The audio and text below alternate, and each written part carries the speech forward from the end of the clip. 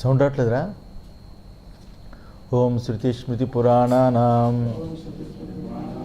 ఆలయం కరుణాలయం నమామి భగవత్పాదం శంకరం లోకశంకరం శంకరం శంకరాచార్యం కేశవం బాదరాయణం సూత్రభాష్యకృతౌ వందే భగవంతౌ పునః పునః ఈశ్వరౌ గురురాత్మేతి మూర్తిభేద విభాగినే వ్యోమవత్ వ్యాప్తదేహాయ దక్షిణామూర్తయే నమః వసుదేవసుతం దేవం కంసచాణూరమర్దనం దేవకీ పరమానందం కృష్ణం వందే జగద్గురుం శ్రీకృష్ణ పరబ్రహ్మణే నమః.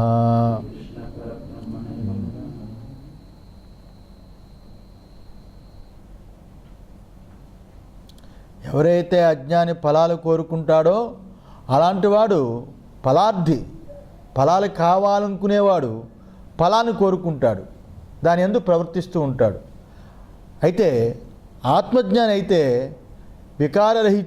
వికారరహితమైన ఆత్మని గుర్తించిన ఆత్మజ్ఞాని ఏ ఫలాల్ని వాడు కోరడు కాబట్టి అతడు కర్మల యందు ప్రవేశించడం అనేది కుదరదు.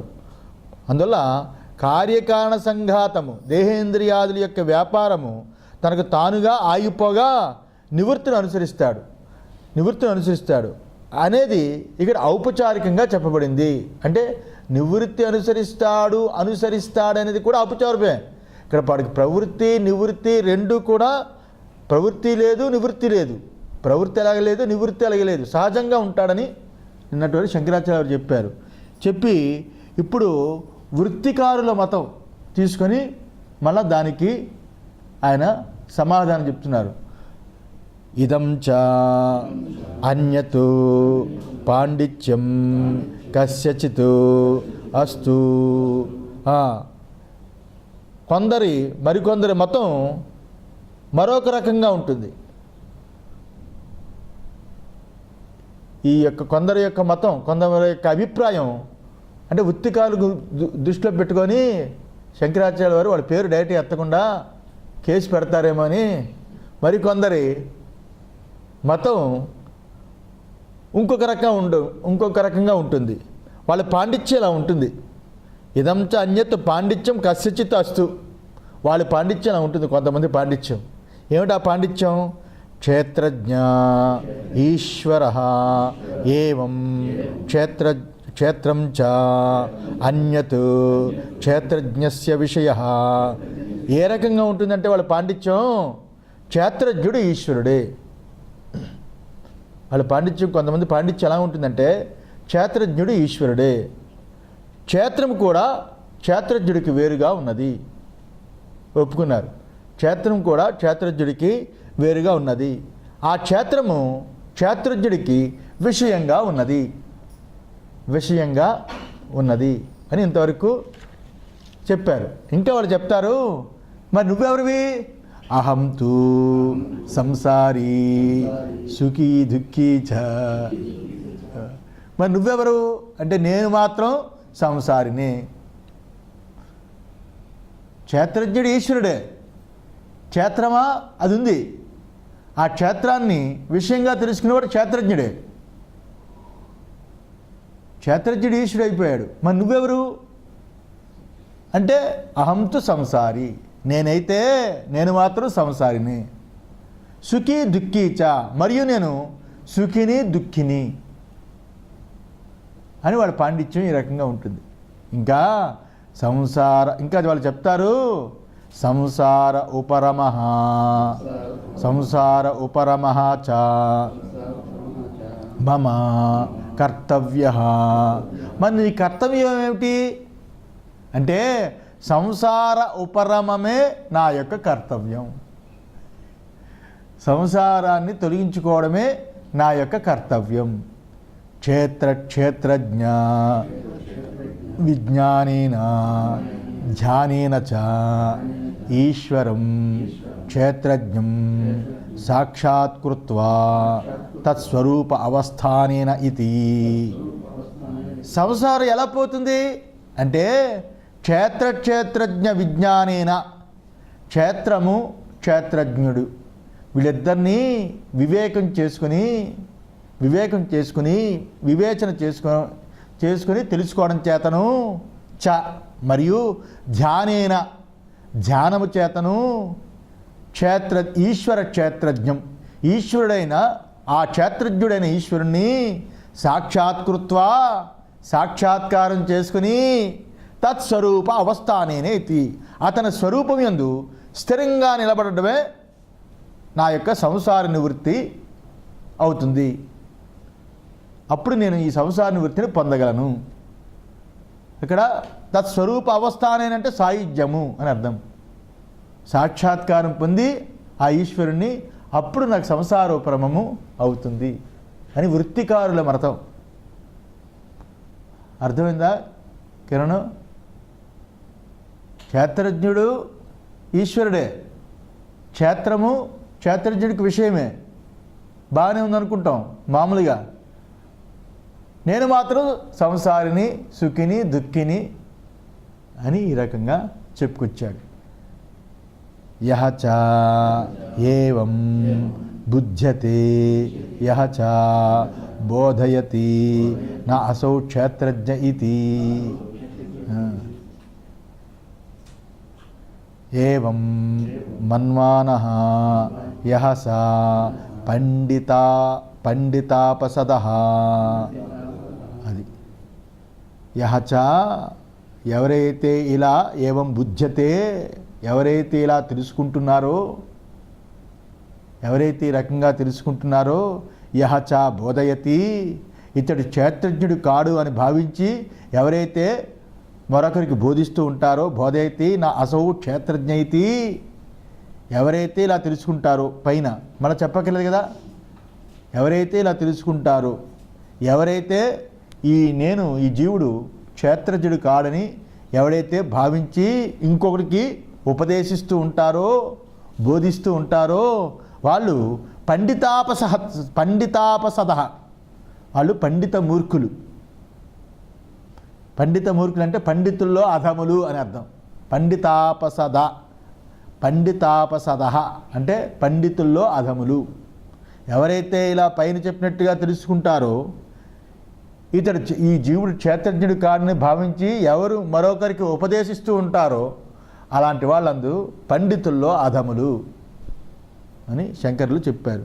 ఇక్కడ అధములు పండితులు అధములు అని ఎందుకు వాడారంటే, సర్వక్షేత్రమును యందు గల క్షేత్రజ్ఞుడు ఈశ్వరుడు అని చెప్పినా కూడా, సర్వక్షేత్రములు సర్వక్షేత్రేషు భారత క్షేత్రజ్ఞం చాపిమాం విద్ధి ఇలాంటి వాక్యాలు ఉన్నా, సర్వక్షేత్రం యందు క్షేత్రజ్ఞుడు ఈశ్వరుడని చెప్పిన కూడా తాను క్షేత్రజ్ఞుడు కాను అను అర్థమును తెలియగలవారి పాండిత్యము మూర్ఖతనమే కదా, అందువల్ల పండిత మూర్ఖులు అని భగవత్పాదులు చెప్పారు. అందువల్ల ఇలాంటి వాళ్ళు ఎవరైతే ఉన్నారో అలాంటి వాళ్ళు యహసహ పండితాపసద సంసారమోక్షయో శాస్త్రస్య చ అర్ధవత్వం కరోమి ఇతి. సంసార మోక్షములకు శాస్త్రమునకు సార్థకత్య కల్పిస్తానని భావించి, ఈ సంసారం అంటే ఏమిటి, మోక్షం అంటే ఏమిటి, ఆ శాస్త్రానికి సార్థక్యాన్ని కల్పిస్తామని భావించి ఈ రకంగా వాళ్ళు చెబుతున్నారు. సంసార మోక్షములలో సత్యము శాస్త్రోక్తంగా ధ్యానం చేసి పరమేశ్వరుని సాయుధ్యాన్ని పొందవలసి ఉండడం చేత శాస్త్రము వ్యర్థము కాదని పూర్వపక్ష భావం. ఈ రకంగా చెప్పారు కదా వాడు, ఆ పూర్వపక్ష వృత్తికారుల భావం. సంసారము మోక్షములో ఇక్కడ సత్యము అంటే మోక్షం అనే సత్యాన్ని పొందడానికి శాస్త్రోక్తంగా ధ్యానం చేసి పరమేశ్వరుణ్ణి సాక్షాత్కారం చేసుకుని తదనంతరం దేహ పతనానంతరం సాయుధ్యాన్ని పొందవలసి ఉండడం చేత శాస్త్రం వ్యర్థం కాదు అని వాళ్ళ ఉద్దేశం. శాస్త్రం వ్యర్థం కాదని వాళ్ళ ఉద్దేశం. శాస్త్రం చ అర్ధవత్వం కరోమి ఇది. ఈ రకంగా వాళ్ళు భావన చేస్తూ ఉంటారు. అర్థమైందా? వాళ్ళు ఎలాంటి వాళ్ళంటే ఆ రకంగా చెప్పేవాళ్ళు, మీకు అర్థమైందా? ఆ రకంగా చెప్పేవాళ్ళు ఎవరైతే, మనం ఏమంటాము, క్షేత్రజ్ఞుడే ఈశ్వరుడు, క్షేత్రజ్ఞుడంటే ఈ జీవుడే, జీవుడే ఈశ్వరుడు, అవిద్య చేత జీవుడు అనిపించుకున్నాడు కానీ విచారిస్తే వాడు జీవుడు కాదు, ఈశ్వరుడే. అవిద్య తొలగిపోతే వాడు ఈశ్వరుడే అని మనం చెప్తాం. వీళ్ళేం చెప్తున్నారు, కాదు కాదు, ఈశ్వరుడు ఎవరైతే ఉన్నారో, ఈశ్వరుడు అంటే క్షేత్రజ్ఞుడు అంటే ఈశ్వరుడు కరెక్టే, క్షేత్రం అనేది ఉన్నది కరెక్టే, క్షేత్రజ్ఞుడు అయినవాడు క్షేత్రమైన దానిని విషయంగా తెలుసుకుంటున్నాడు నిజమే. ఈ నేననే జీవుడు మాత్రము సంసారి, దుఃఖి, సుఖి అని ఈ రకంగా. ఆ సంసారం పోవాలి అంటే ఆ సంసారం ఉపరమే నా కర్తవ్యం. అది పోవాలంటే క్షేత్రజ్ఞుల యొక్క వివేచన చెయ్యాలి. ఇదంతా క్షేత్రము నశ్వరము, నశించిపోయేది, అనిత్యము, అశాశ్వతము అనే భావన చేత క్షేత్రాన్ని ఏమాత్రం కూడా దాన్ని తాకకుండా దాని యందు వైరాగ్యం కలిగి క్షేత్రజ్ఞుడి ఈశ్వరుణ్ణి వివేకం చేత ధ్యానం చేత ఆయన్ని, ఆ ఈశ్వరుడైన క్షేత్రజ్ఞుడిని సాక్షాత్కారం చేసుకుని ఆ స్వరూపంలో సాయుధ్యాన్ని పొందాలి అని వాళ్ళు చెప్పారు. అలా చెప్పిన దాన్ని ఆ రకంగా తెలుసుకున్న వాళ్ళు ఆ రకంగా ఇంకొకరికి బోధించడం, ఈ రకంగా ఎవరైతే ఉండారో వీళ్ళు పండిత అధములు అని శంకరాచార్యులు వారు చూపించి ఇంకా చెప్తున్నారు, ఆత్మాహ స్వయం మూఢాః అన్యాన్ చ వ్యామోహయతి. వీళ్ళు ఆత్మహత్యను చేసుకున్న వాళ్ళు, ఆత్మఘాతకులు అంటారు కదా, ఆత్మని చంపుకున్న వాళ్ళు, ఆత్మహత్యను చేసుకున్న వాళ్ళని అర్థం. ఆత్మని చంపుకున్న వాళ్ళు అని, నికృష్టులు, ఆత్మని చంపుకున్న వాళ్ళు, ఆత్మస్వరూపం తెలియని వాళ్ళు. ఆత్మని చంపుకోవడం అంటే ఈశావాస్యంలో వస్తుంది. అసూర్యా నామతే లోక అంధేన తమసావృతా అని. అక్కడ అందమనే చీకటి లోకానికి పోతాడు ఎవడైతే ఈ స్వరూపమైన ఆత్మఘాతకులు ఉంటారో అలాంటి వాళ్ళు పొందుతారని చెప్తున్నాడు. అందువల్ల ఇలాంటి వాళ్ళు అందరూ ఆత్మఘాతకులు, ఆత్మని చంపుకున్న వాళ్ళు. ఇలాంటి వాళ్ళు నిత్యముక్తుడైన ఆత్మకి ముక్తిని కూడా కల్పించడం చేత వీళ్ళు ఆత్మఘాతకులు. నిత్యముక్తుడైన దేహేంద్రియ ఉపాధులు అంతఃకరణకి ఎట్టి బంధము, ఎట్టి అంటూ కూడా ఎంట్రుకవాసి కూడా లేని ఆత్మకి వీళ్ళు సాధన చేసి ధ్యానం చేసి ఆ ముక్తిని పొందుతారట, ఆత్మకి ముక్తిని కలిగిస్తారట వీళ్ళు. అందువల్ల ఆత్మఘాతకులు. అర్థమైందా? ఆత్మఘాతకులు. అంతేకాకుండా స్వయం మూఢాః, వాళ్ళు తమకు తామే మూఢులు. వాళ్ళు ఎవరు చెప్పినా వినిపించుకోరు. శాస్త్రం చెబితేనే వాళ్ళకు కళ్ళు కనిపించలేదు, వినిపించుకోలేదు, వాళ్ళు వక్రంగా అర్థం చేసుకున్నారు. స్వయం మూఢాః వాళ్ళు మనలాంటివాడు అనమాట. స్వయం మూఢాః అన్యానిచ వ్యామోహతి, తక్కిన వారిని కూడా వ్యామోహం చేస్తూ ఉంటారు. నేను చెప్పిందే కరెక్ట్ చూడు అని చిలక పలుకులు పలికి ఆ వేదవాక్యాలతో మోహింప చేస్తూ ఉంటారు. అందువల్ల అన్యానుచ వ్యామోహయతి, తక్కిన వారిని కూడా వ్యామోహం చేస్తూ ఉంటారు. అలా చేస్తూ వాళ్ళు శాస్త్రార్థ సంప్రదాయ రహితత్వాత్, ఇది చాలా జాగ్రత్తగా వినాలి. అద్భుతమైన వాక్యాలు ఇవి. శంకరాచార్యులు వారు భగవత్పాదులు హృదయపూర్వకంగా వచ్చిన మాటలు ఇవి. నేను దీని గురించి చాలా ఎక్కువ చెప్తాను మీకు భాష్యం. శాస్త్రార్థ సంప్రదాయ రహితత్వాత్, అలాంటి వాళ్ళు ఎవరైతే ఆత్మని చంపుకొని వాళ్ళు స్వయంగా మూఢులై తక్కిన వారిని కూడా వ్యామోహం చేస్తూ శాస్త్రార్థాన్ని తెలుసుకొను సంప్రదాయాన్ని వదిలి, శాస్త్రార్థాన్ని తెలుసుకునే సంప్రదాయం, ఆ గురు సంప్రదాయం, ట్రెడిషన్, అది వదిలిపెట్టి స్వతంత్రంగా గ్రంథాలు చదువుతూ శృతి హానిని కలిగిస్తూ అశ్రుత కల్పన వాళ్ళు చేస్తూ అశ్రుత కల్పనాంచ కుర్వన్ అశ్రుత కల్పన చేస్తున్నారు అని. అంటే శాస్త్రాన్ని అర్థం తెలుసుకునే సంప్రదాయం లేకపోవడం వల్ల, శాస్త్రం యొక్క అర్థాన్ని చెప్పే గురువుల యొక్క పరంపర సంప్రదాయం లేకపోవడం చేత వాళ్ళు చెప్పిన దాన్ని, శాస్త్రం చెప్పిన దాన్ని, శృతి హానిని వదిలిపెట్టి అశ్రుత కల్పన, శాస్త్రం చెప్పని దాన్ని కల్పన చేసి, అశ్రుత కల్పన అంటే శృతి చెప్పని దాన్ని కల్పన చేసి ఈ రకంగా వాళ్ళు చేస్తున్నారు. ఈ రకంగా చేస్తున్నారు. స్వతంత్రత, గ్రంథ రచనలోని, గ్రంథాలు చదివీయడంలోని గురువు ఉండడు, సంప్రదాయం ఉండదు. ఆ గురువుకు కూడా సంప్రదాయం ఉండాలి. నా గురువు దొరికాడు కదా చాలు అనుకుంటే సరిపోదు, ఆ గురువుకి కూడా సంప్రదాయం ఉండాలి. అందువల్ల నారాయణం పద్మభవం వశిష్టం శక్తించ తత్పుత్ర పరాశరంచ అని గురు పరంపర, గురు సంప్రదాయం మనం నిత్యం చెప్పుకోవడం కారణమే అది.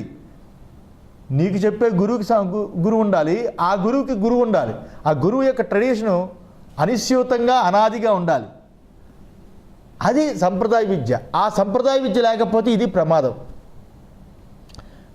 వినండి, చాలా అద్భుతమైన వాక్యం చెప్తున్నారు. తస్మాత్ అసంప్రదాయవిత్ శాస్త్రవిత్ అపి మూర్ఖవతు ఏవ ఉపేక్షణీయః. తస్మాత్ అందువలన అసంప్రదాయవితు సంప్రదాయము తెలియనివాడు,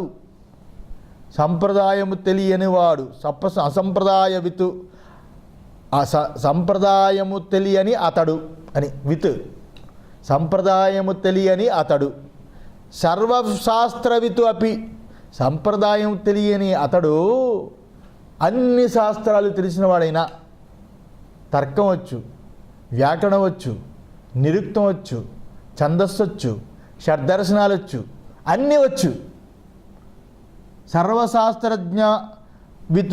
సర్వశాస్త్రవిత్ అపి అన్ని శాస్త్రాలు తెలిసినవాడైనప్పటికీ మూర్ఖవత్ ఏవ మూర్ఖుడు వలె ఉపేక్షణీయా ఉపేక్షించాలి. సంప్రదాయం ఉంటేనే వాడి శాస్త్రానికి విలువ. సంప్రదాయం లేకపోతే అన్ని శాస్త్రాలు తెలిసిన మూర్ఖుల్లా ఉపయోగించి. ఎందుకలా అశ్రుత కల్పన, వాడు సంస్కృతం వచ్చేసింది, తర్కం తెలిసిపోయింది, ఇంకా ఏవేవో శాస్త్రాలు తెలిసిపోయి వాడిని చూసి ఉపనిషత్తులకు వ్యాఖ్యానం రాసిమని అనుకోండి, అశ్రుత కల్పన అయిపోతుంది. దానికి సంప్రదాయం తెలియాలి, ట్రెడిషన్ తెలియాలి, గురువులు ఏ రకంగా దాన్ని అనూచానంగా దానిని అనుభవంలో తెచ్చుకున్నారు ఉపనిషత్తుల యొక్క వాక్యాలని అది తెలిసిన వాళ్ళు అయి ఉండాలి. ఆ గురు పరంపర లేదనుకోండి, అశ్రుత కల్పన చేస్తాడు, శృతిలో లేని దాన్ని కొత్తగా చొప్పిస్తాడు అని శంకరాచార్య వారు చూపించారు. ఇది శంకర ప్రక్రియ శ్రీ గౌడపాద సంప్రదాయానుసారమే ఉన్నది. శంకరాచార్య వారు కూడా ట్రెడిషన్ ఉంది. షణ్మత స్థాపనాచారులు అద్వైత ప్రతిష్టాపన ఆయన చేయలేదు. శంకరాచార్య వారు కూడా గౌడపాద సంప్రదాయానుసారంగా ఉన్నారు. శ్రీ శంకరులే అద్వైత సిద్ధాంతానికి ఆచార్యులు కారు, ఆద్యులు కారు. అద్వైత సిద్ధాంతానికి ఆయన దగ్గర నుంచి ఆచార్యత్వం మొదలవలేదు, ఆయన ఆద్యులు కారు, గౌడపాదాచార్యులు ఉన్నారు. వారికి ముందు కూడా ఈ సంప్రదాయం కలదు అనేది ప్రస్థానత్రయ భాష్యంలో ఆయనే అనేక రకమైన వచనముల ద్వారా మనకి చూపించారు. చెప్పనా ఎక్కడెక్కడ చెప్పారో? అనేక వచనముల ద్వారా శంకరాచార్యుల వారే మనకి చూపించారు. ఈ రోజుల్లో ఇది అవసరం. చెప్పే ఉపన్యాసకులు టీవీల్లోని మీడియాల్లోని చాలా ఎక్కువ మంది ఉంటారు. రామాయణం చెప్పేవాడు రామాయణం దగ్గర చెప్పుకునే గురువు దగ్గర ట్రెడిషన్గా వినడు. భారతం చెప్పేవాడు భారతం ట్రెడిషన్ వినరు. ఆ భారతానికి కూడా అధ్యారోప అపవాద ప్రక్రియ ఉంది. భారతానికి భాగవతానికి కూడా అధ్యారోప అపవాద ప్రక్రియ ఉంది. శ్రీకృష్ణుడి మీద అనేక అధ్యారోపాలు చేసి మళ్ళీ అన్ని అపవాదాలు చేయాలి. భారతానికి విరాట్ పురుషుడు ఎవరు? శ్రీకృష్ణ భగవానుడు. ఆయన పుట్టిన దగ్గర నుంచి అన్నీ కష్టాలే, అన్నీ ఈతి బాధలే. ఆయన ఏ రాజ్యాన్ని సుఖంగా పరిపాలించి ఆనందంగా భార్యా పిల్లలతో సుఖంగా ఉండలేదు. రాక్షసుణ్ణి చంపాడు, కంసుడు లాంటి రాక్షసుడిని చంపాడు, ఆ రాజ్యాన్ని ఇంకొకటి పరిపాలించుకొని వదిలిపెట్టాడు. అంటే ఆ కంసుడు అనే రాక్షసుడు ఏ రాజుని బాధపెట్టి ఆ రాజ్యాన్ని పొందాడో ఆ రాజుని జైల్లోంచి విడిపించి ఆ రాజుని పట్టాభిషేకం చేసేవాడు, వదిలిపెట్టేవాడు. ఎక్కడ కూడా రాజ్యాధికారాన్ని ఆ శ్రీకృష్ణ భగవానుడు పొందలేదు. శ్రీకృష్ణుడు యొక్క జీవితంలో అన్ని కష్టాలే. భార్యాపిల్లలతో సుఖంగా ఉన్నాడు అని చెప్పడానికి మహాభారతంలో ఎక్కడ కనిపించదు. అలాంటి శ్రీకృష్ణ భగవానుడు పాండవులు కౌరవులకి యుద్ధం జరిగితే, పాండవులు కౌరవులకి యొక్క మనస్పర్ధలు కలిగితే, వాళ్ళలో అన్యోన్యత లోపిస్తే, పెద్దల దగ్గర నుంచి వాళ్ళకి వీళ్ళకి ఉన్న కమ్యూనికేషన్ గ్యాప్ వస్తే, దానివల్ల కౌరవులలో పెద్దవాడు దుర్యోధనుడు దుర్మార్గమైన ఆలోచనలతో ధర్మంతో కూడుకున్న పాండవులను ఇబ్బందులు పెడితే, అలాంటి ధర్మాన్ని నిలబెట్టాలని, అధర్మంతో కూడుకున్న దుర్యోధనాల్ని అణిచివేయాలని, రాబోయే కాలానికి ఇది ఆదర్శప్రాయం కావాలని, అధర్మం ఎప్పుడు కూడా నిలవదు, ధర్మమే నిలబడుతుంది. ఒకవేళ అధర్మంతో కూడుకుని చాలా గొప్పగా వాడు జీవించిన తర్వాత తరవాళ్ళు నీచుడు, నికృష్టుడు, దుర్మార్గుడని తిట్టుకుని ఆడిపోసుకునే స్టోరీగా మిగిలిపోతాడే తప్ప వాడు మాత్రం పాండవుల్లో అర్జునుడిని పోయినట్టుగా లేకపోతే ధర్మరాజుని పోయినట్టుగా ఆ రకంగా పొగడతలకి ఏమాత్రం కూడా ఉండదు. రాబోయే కాలంలో కూడా నీచుడైపోతాడు, ఉన్న కాలంలో కూడా నీచుడు ఎప్పుడు చేస్తాడని వాళ్ళు ప్రజలు ఎదురు చూసేటట్టుగా ఉంటుంది వాడి జీవితం అని. అలాంటి పాండవులు చేత అధర్మంతో కూడుకున్న దుర్యోధనాదుల్ని సంహరించడానికి ఆయన ఆదర్శంగా నిలబడ్డాది ఆ పాత్ర, శ్రీకృష్ణ భగవానుడి యొక్క పాత్ర. అందువల్ల సాక్షాత్తు పరమాత్మ యొక్క అవతారం రెండే, రామావతారము, రెండు కృష్ణ అవతారము. అంటే శ్రీకృష్ణ పరబ్రహ్మణే నమః అంటాం, శ్రీరామచంద్ర పరబ్రహ్మణే నమః అంటాం. ఇద్దరే బ్రహ్మ అవతారాలు. అంటే రాముడిని పూజించినా కృష్ణుని పూజించినా సాక్షాత్తు నిర్గుణమైన నిరాకారమైన పరమాత్మ తత్వాన్ని తెలుసుకోవడానికి డైరెక్ట్ సాధనలు రాముడు కృష్ణుడు. శివుడిని అంటే శివుడి బ్రహ్మతత్వమేది, అది అవతారం కాదు, స్వరూపం. ఈ రెండు అవతారాలు. మిగతా అవతారాలు ఏవైతే ఉన్నాయో అవన్నీ కూడా ఔపాధికమైన అవతారాలు, ఉపాసనాపరమైన అవతారాలు, పురాణములు కల్పనతో కూడుకున్న అవతారాలు. రామావతారం కృష్ణావతారం కల్పనతో కూడుకున్న కాదు, చరిత్రది. అందులో రెండు అవతారాలు సాక్షాత్ బ్రహ్మం యొక్క అవతారం. ఆ బ్రహ్మపురుషుడైన ఆ యొక్క శ్రీకృష్ణ భగవానుడు ఆయన యందు ధర్మాధర్మములు రెండు ఆరోపించబడి ఆ ధర్మాధర్మాలకి రెండు ఆధార పురుషుడిగా నిలబడి అధర్మాన్ని కొట్టి ధర్మాన్ని నిలిపి ఆ ధర్మ తేజస్సుతో కూడుకున్న ఆ యొక్క ధర్మరాజుకి రాజ్య పట్టాభిషేకం చేసి తన అవతారాన్ని చాలించడం ఏదైతే ఉందో ఆ ప్రక్రియ అది కూడా పెద్దల దగ్గర విని దాన్ని చెప్పాలి. మల్లాది చంద్రశేఖర శాస్త్రి వాళ్ళలాగా ఇప్పుడు అలా లేదు కదా, ఎవరికి సంప్రదాయం లేదు. పుస్తకాలు చదవడం, మన్నాడు చెప్పడం, కాగితాల మీద రాసుకోవడం, పాయింట్లు చెప్పిస్తూ ఉండడం. అందువల్ల పురాణాలకి అన్నిటికీ సంప్రదాయం ఉండాలి. సంప్రదాయం లేనివాడు మూర్ఖవిత్ ఉపేక్షణీయా, మూర్ఖుడు వలె వదిలిపెట్టాలి. వాటిని ఆదర్శంగా తీసుకోవడానికి ఏం దొరకవు. సీతమ్మ వారిని రామచంద్రుడు మొగుడు ఎలా చూసుకున్నాడు సీతమ్మని, సీతమ్మ ఎలా సిగ్గుపడ్డాది, ఈ రకమైన వాడు ఏం ఆదర్శాలు ఉంటాయి, అందులో ఏం తెలుసుకోవడానికి ఉంటుంది. రామచంద్రుడి గురించి చెబితే భాష అప్పులాచార్య వారు ఆ రాముడు ఆడికి వచ్చేసినట్టుగా అయిపోయేది, ఆంజనేయ స్వామి పక్కన కూర్చున్నట్టుగా ఉండేది. వాళ్ళు చెబితే వాళ్ళు ఆ ట్రెడిషన్ ఉన్నవాళ్ళు కాబట్టి శ్రీరామచంద్ర ప్రభు యొక్క భావన వచ్చేది ఆ రకమైన ధర్మశీలంతో కూడుకుని జీవించాలనిపించేది.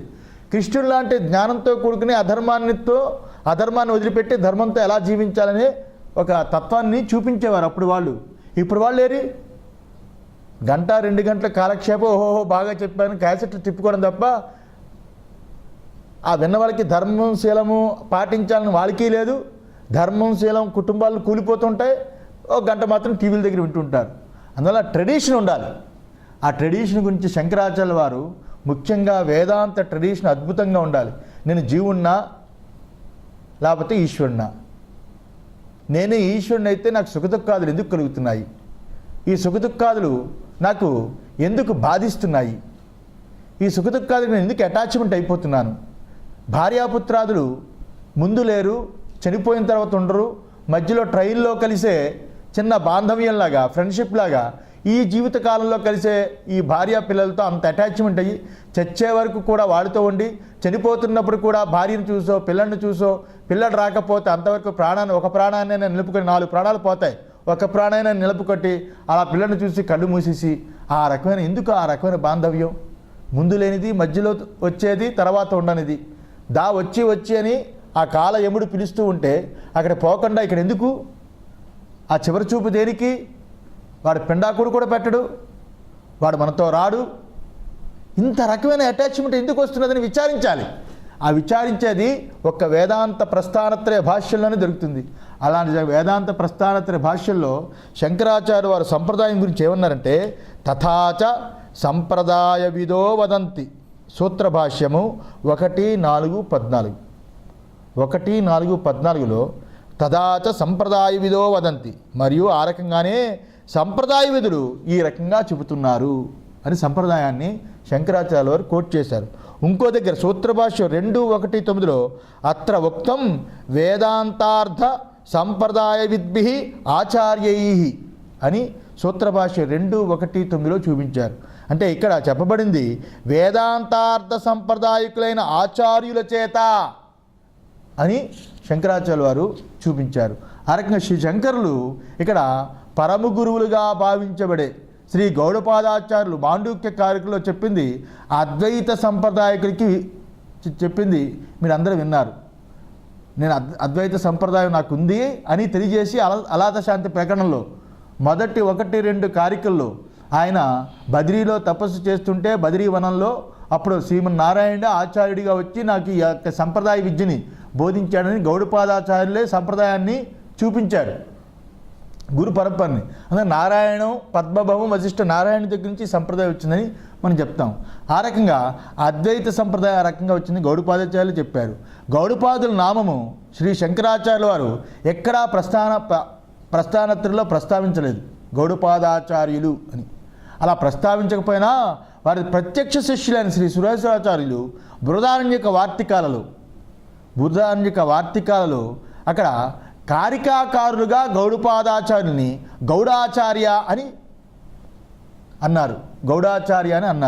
ఇక్కడ ఎక్కడన్నారంటే నిశేష వేద సిద్ధాంతవిత్ వద్భిః అపి భాషితం గౌడాచార్యై ఇదం వస్తు యదాస్మాభిః ప్రపంచితం అని 2:1-386లో ఆయన బృహదారణ్యక వార్తికల్లో అన్నారు.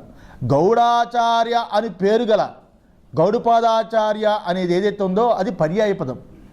గౌడాచార్య అని పేరు గౌడపాదాచార్య అనే పేరుకి పర్యాయ పదం. అందువల్ల అంటే గౌడ దేశం నుంచి వచ్చాడు కాబట్టి గౌడాచార్య అని. పూర్వం ఇక్కడ స్వరూపానంద, సచ్చిదానంద, అలాగే ఈ జయేంద్ర, విజయ ఇలాంటి పేరు ఉండేవి కాదు. పూర్వం ఏంటంటే ఎక్కడి నుంచి వస్తే ఆ పేరుతో అలాగా ఆ ఆచార్యుడు ఏదో ఒక నామం ప్రజలు పెట్టుకునేవారు. కానీ ఈలో తర్వాత వచ్చింది దశనామ సన్యాసం. శ్లోకాశ్చ పాదాదే యథోక్తార్థస్య సాక్షిణ అని 4-4-866, 887లో ఈ రకంగా వచ్చింది కారికల్లో. కనుక శంకరాచార్యులు వారు ప్రస్థానత్రయ భాష్యం గౌడపాదుల సంప్రదాయమే అనుసరించారు. ప్రస్థానత్రయ భాష్యం అంతా గౌడపాదాచార్యులు దాన్ని అనుసరించారు. ఒక్క మాండూక్య భాష్యాన్ని చూస్తే మొత్తం శంకరుల యొక్క హృదయం అంతా అక్కడ విప్పి చూపిస్తాడు. ఆ హృదయం ఎక్కడ తెరుచుకుంది? గౌడపాదాచార్య యొక్క కారికల యొక్క పాదాల దగ్గర. అందువల్ల గౌడపాదుల యొక్క సంప్రదాయాన్ని అనుసరించారు. స్వయంగా గౌడపాదులే దానికంటా పూర్వీకులైన ఆచార్యుల్ని గురించి చెప్పారు 4వ ప్రకరణంలో. శంకరులు కూడా సంప్రదాయాన్ని విశేష జ్ఞాన పరంపరా ప్రాప్తి గురించి వారి భాష్యంలో తరచూ చెప్పారు. అందులో సంప్రదాయం చాలా అవసరం. నీకు గురువు ఎవరంటే దత్తుడు, నీకు గురువు ఎవడంటే కృష్ణుడు. కృష్ణుడు కల్లో కనిపించాడు, పొద్దున కాషాయం కట్టేశాను. నీ గురువు ఎవడంటే దత్తుడు అంట. మరీ చెవిలో పువ్వు పెట్టుకుని ప్రజలు కూడా వింటున్నారు, అమాయక ప్రజలు, మూఢులు. అంటే కొంచెం చదువుకొని కష్టపడి చిన్నప్పుడే ఇల్లు వదిలిపెట్టి ఇలాంటి ఋషికేశ్, హరిద్వార్లో ఆ యొక్క వేదాంత సంప్రదాయం తెలుసుకొని ఉన్నవాడు ఆంధ్ర కానీ ఇంకో రాష్ట్రం కానీ ఇంకో రాష్ట్రం ఇస్తే ఇది మరీ ఘోరం కదా. గురువు అనేవాడు బతికి ఉండాలి, వాడి నోటితో ఉపదేశం చేయాలి, ఉపదేశించిన వాక్యాల్ని చర్చించాలి, చర్చించిన తర్వాత గురువు ఆ శిష్యుడికి జ్ఞానాన్ని బోధించాలి. ఆ జ్ఞానం పట్టుకొని జీవించాలి.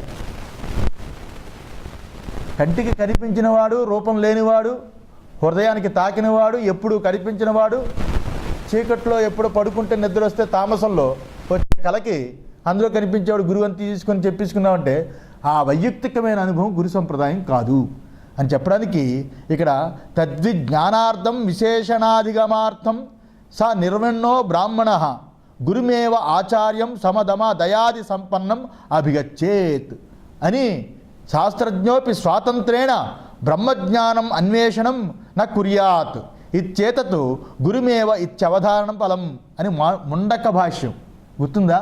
ముండక భాష్యంలో 1:2:12లో నేను అప్పుడు చాలా ఎక్కువగా చెప్పాను దీని గురించి.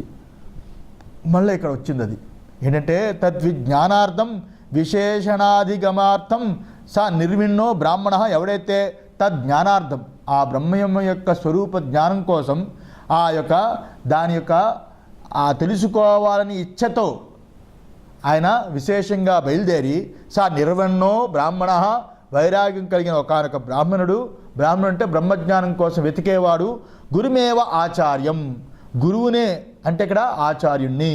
ఏంటి ఆచార్యుడి యొక్క గుణము?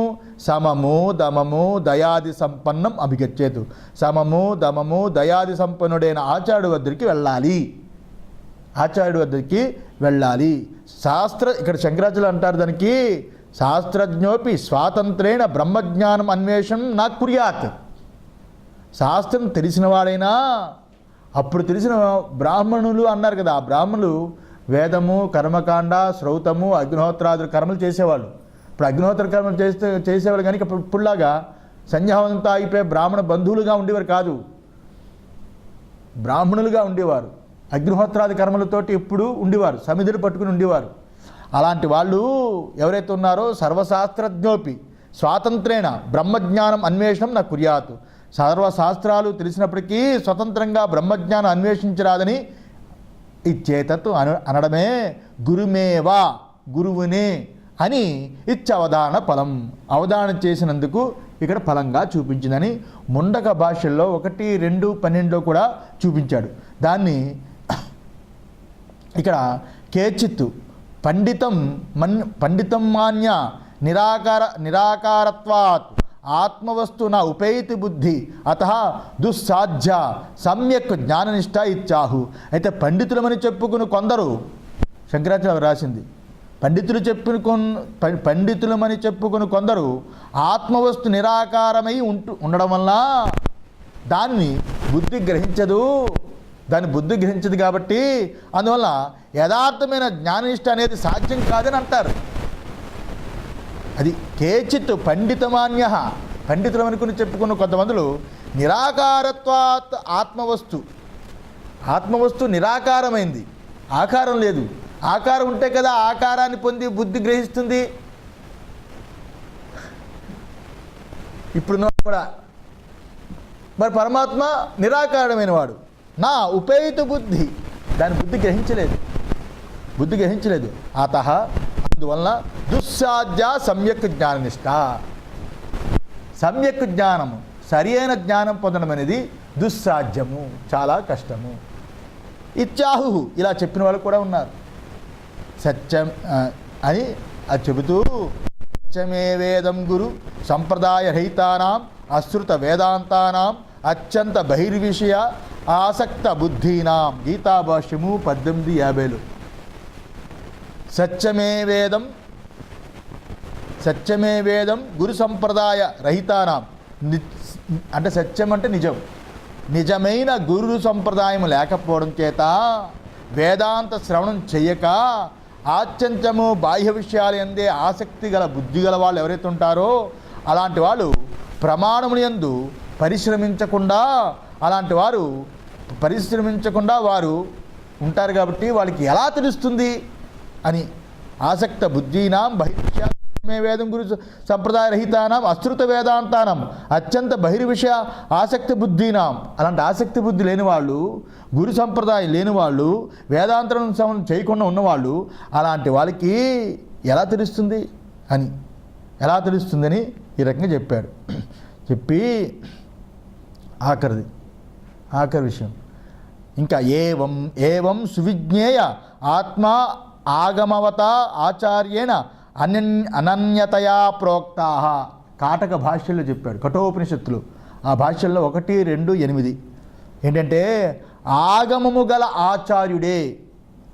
ఇక్కడ ఏవం సువిజ్ఞేయ ఆత్మ ఆగమవత ఆచార్యేణ, ఆగమము గల ఆచార్యుడి చేతనే అనన్యంగా ప్రోక్తుడైతే ఆత్మ ఇలా సువిజ్ఞేయుడు.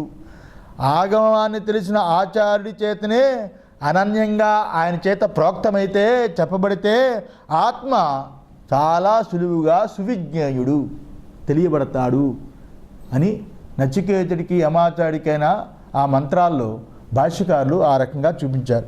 ఇంకా ఆఖరిది ఏయం ఆగమ ప్రభూతిమతి తార్కికాది అన్యేనైవ ఆగమాభిజ్ఞేన ఆచార్యేణ ప్రోక్తా సతి సుజ్ఞానాయ భవతి.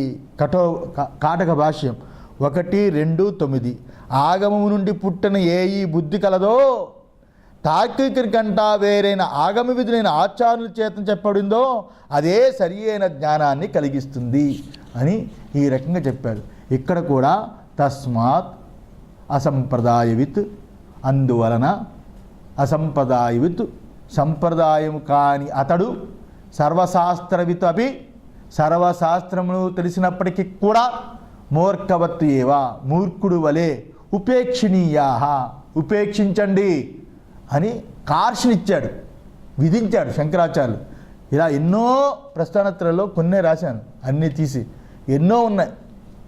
ప్రస్థానత్రయ భాషలో ఆచార్యుల గురించి, సంప్రదాయం గురించి, ట్రెడిషన్ గురించి చాలా ఎక్కువగా అని చెప్పారు.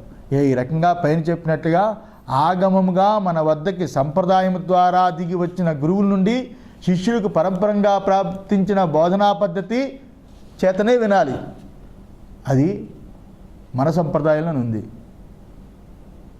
మన సంప్రదాయం మా గురువుగారు మత్తూరు అద్వైతానందేంద్ర సరస్వతి, అద్వైతానందేంద్ర సరస్వతి గురువుగారు సచ్చిదానందేంద్ర సరస్వతి, సచ్చిదానంద స్వామి గురువుగారు బోధానంద.